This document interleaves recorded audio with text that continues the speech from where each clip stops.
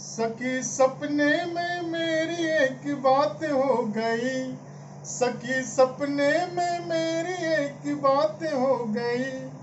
मेरी साईं जी से मेरी मुलाकात हो गई।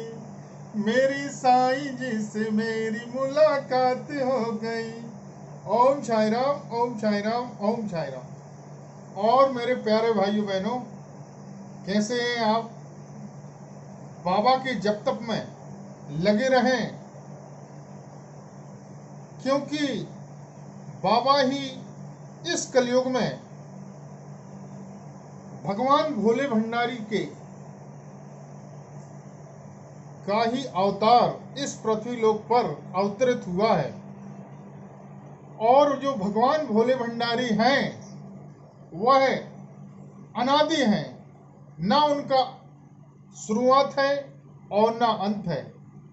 और उन्हीं ने धर्म के प्रचार के लिए ईश्वर के प्रति आस्था और विश्वास इंसान की बनी रहे और इस मानव रूप को धारण करके आपको किस प्रकार के कर्म करने चाहिए, यह हमारे लिए बताया है। आज मैं आपको एक ऐसी एक घटना, एक कहानी सुनाने जा रहा हूं जिसको सुनकर आपका अपने इष्ट के प्रति, अपने बाबा के प्रति आस्था और विश्वास और बढ़ जाएगा। तो क्या आप सुनने के लिए तैयार हैं? तो हमारी आपसे हाथ जोड़कर प्रार्थना है कि इस कहानी का जो मैं आपको आज सुनाने जा रहा हूं, बहुत बड़ा अर्थ, बहुत बड़ा मतलब निकलने वाला है। इसलिए आपसे हाथ जोड़कर प्रार्थना है, इसे कृपया ध्यान से सुने और पूरी सुने। एक राजा था जो ईश्वर के ऊपर अटूट आस्था और विश्वास रखता था। वह रोज ईश्वर का संकीर्तन करने के लिए जंगल में जाकर हमारे साईनाथ का संकीर्तन, हमारे प्रभु का नाम का जप किया करता था। उसे यह जप करते हुए कुछ ही समय बीता था कि हमारे बाबा, हमारे भोले भंडारी साईनाथ के रूप में उसके सामने प्रकट हो गए और उससे बोला, बोल क्या इच्छा है तेरी?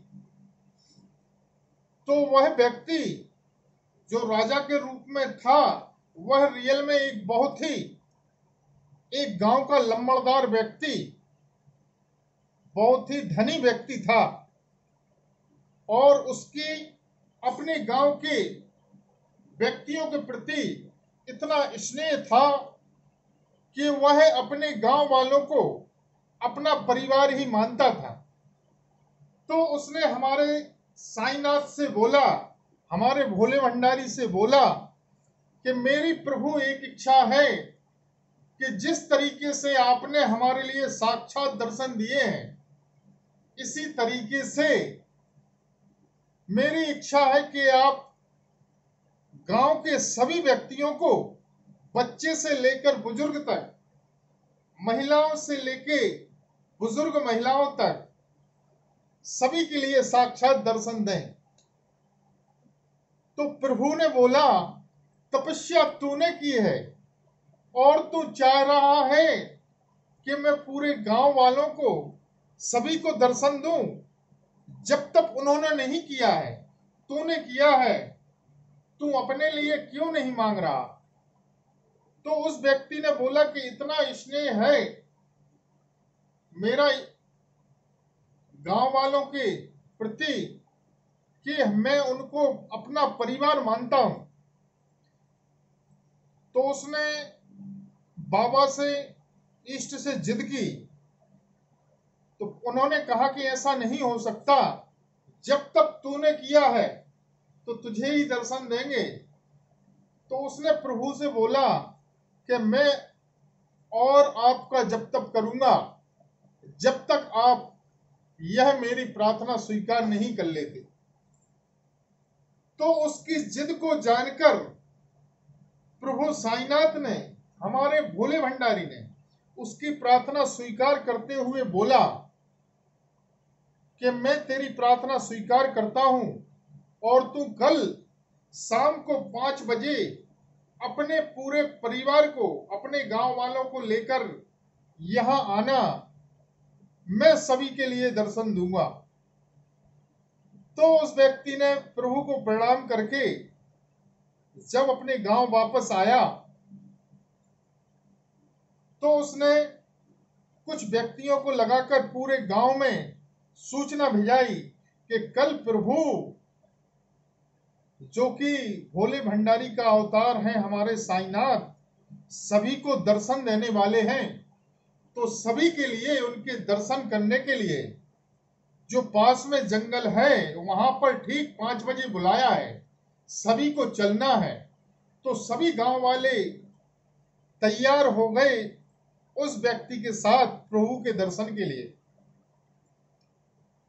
तो जब सभी लोग जा रहे थे हमारे साईनाथ का संकीर्तन करते हुए, हमारे भोले भंडारी का संकीर्तन करते हुए, तो रास्ते में क्या होता है, एक जगह ऐसी मिलती है जहां पर रुपया, पैसा, धन दौलत, रुपए बहुत सारे रखे हुए रहते हैं।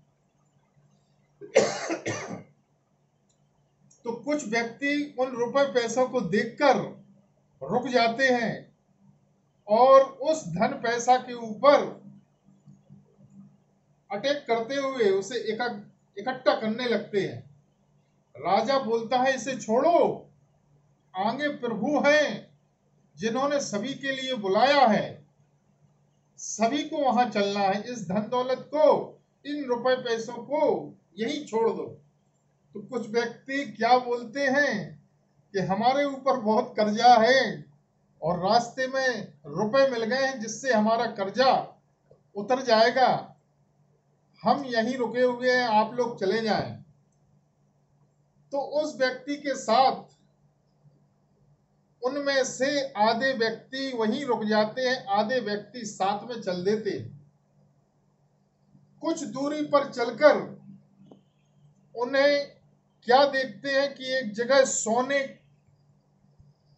का पहाड़, सोने के बिस्किट रखे हुए हैं, जमे हुए। तो कुछ लोग उस जगह पहुंचकर उसको लूटने लगते हैं। फिर राजा बोलता है, वह व्यक्ति बोलता है कि सोने को छोड़ो, आगे प्रभु इंतजार कर रहे हैं सभी के दर्शन के लिए, सभी को चलना है। तो उनमें से पुनः आधे व्यक्ति उसके साथ चल देते हैं और आधे व्यक्ति वहीं रुक जाते हैं। कुछ दूरी पर चलते चलते क्या देखते हैं कि एक जगह पर हीरा, मोती, जवाहरात रखे हुए हैं।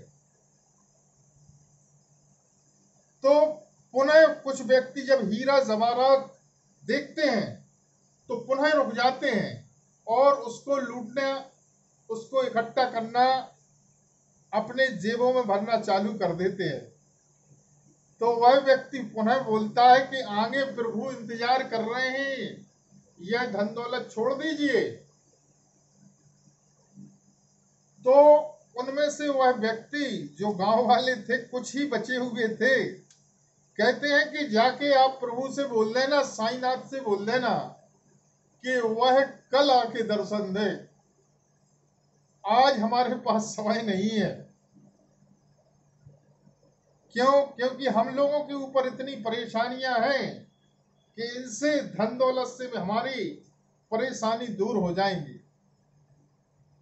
तो वह व्यक्ति अकेला ही जब प्रभु के पास पहुंचता है तो प्रभु कहते हैं, कहाँ हैं तुम्हारे गांव वाले जिनको तुम बोल रहे थे कि उनको दर्शन दें, तुम तो अकेले ही आए हो।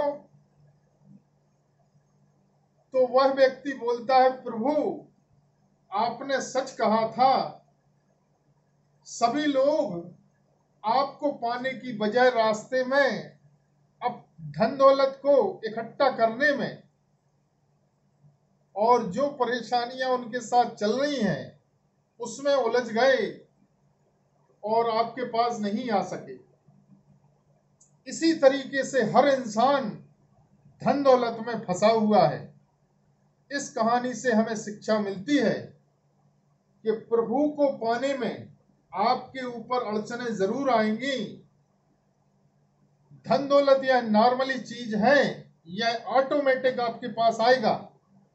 आपको केवल अपने प्रभु को ध्यान करते हुए उनकी तपस्या में लीन रहना है। धन दौलत छोटी मोटी चीजें हैं, यह ऑटोमेटिक आपके पास आएंगी। और यदि आपका भी किसी भी प्रकार का कोई काम नहीं बन पा रहा है और आप परेशान हैं, तो ईश्वर के जप तप में लग जाएं। धन दौलत यह ऑटोमेटिक अपने पास आएगी। और आप इसके लिए मुझसे भी संपर्क कर सकते हैं, हमारे साईं दरबार से जुड़ सकते हैं। यदि आपको हमारी वीडियो पसंद आई हो तो लाइक, शेयर और सब्सक्राइब करना ना भूलें।